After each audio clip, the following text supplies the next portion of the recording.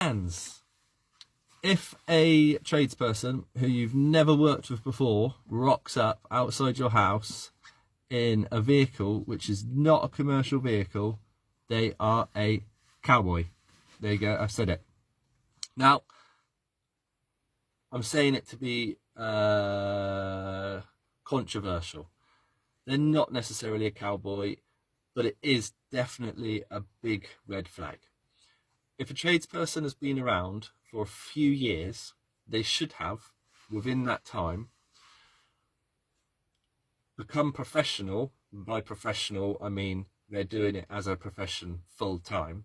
So they've become professional, they're full time working as a tradesperson, and they've realised that to take the next step up for their business, they need a van. They can't operate effectively without a van. That's because they've been around for a couple of years, and eventually they go, right, I need to take the next step. I can't carry on like this.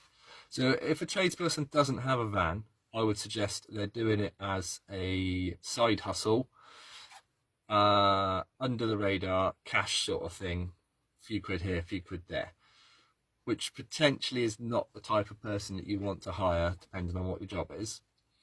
I would also say, if they don't have a van, is it because they haven't reached that stage of, you could call it maturity, but that might be a little bit disrespectful. In their business, they haven't reached that stage where they need to take the next step up. So they're still at what I would call very low amateur, semi-professional, maybe semi-retired, maybe part-time. Still at that threshold, which is, again, is okay, depending on what the job is. You might just need someone who's a part-time handyman who does the odd, few jobs here for like 20 hours a week. That's fine then. They're not going to dedicate their whole life to that profession, and they're not going to buy a van. But again, it is a red flag.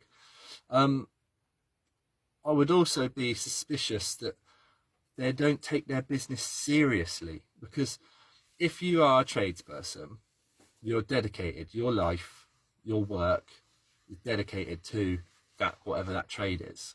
So if you don't have a van, are you not taking it seriously? How are you working out of the boot of a car if you're not really dedicated to your particular job? I would say that there might be a little bit of a fly by night. They might be a bit flaky. It might be something they're just dabbling in, and then they're going to drop it.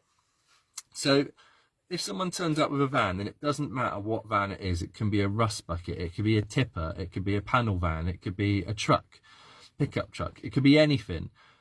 But a commercial vehicle does show a level, not extremely high, but it does show a threshold, a level of dedication to their chosen career. Now, people don't normally go out and buy vans or commercial vehicles if they don't have an income to feed and fund that particular vehicle. People do buy camper vans, but that's a completely different kettle of fish. A decent camper van, is like done up is like 50 grand. Yes, some people do buy an old van and do it up themselves, but again, we're talking, this is far and few between. So it does, I would say, a commercial vehicle, and specifically a van, does show that level of dedication, that they've made that investment in that vehicle. They're either hiring it, I can't remember what it's called, purchase, hire, lease options. They're doing that, which is a monthly amount every month, 200, 300, 400, 500, I don't know. It's hundreds to lease one per month. Or they've bought it outright, which again is an investment, and it shows a level of dedication to their particular job. By no means am I saying that's great, you can trust them, they're professional, but I am saying that threshold, that hoop that they've jumped through to get that particular van, is immediately a good starting point. If you don't have one, and they're turning up in a car, and they're working out of the boot, for me, that'll be a very big red flag. Let me know your thoughts.